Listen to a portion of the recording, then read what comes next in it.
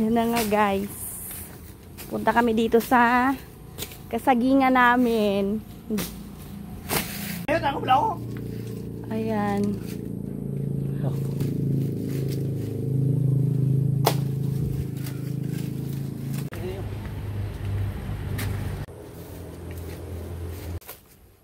Yan.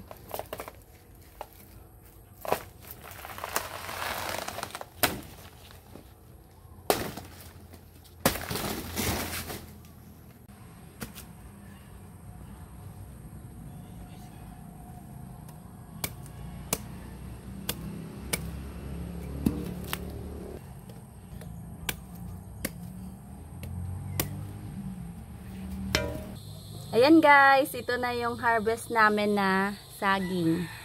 Fresh from the farm. Ilang araw lang, may hinog na to. Ayan.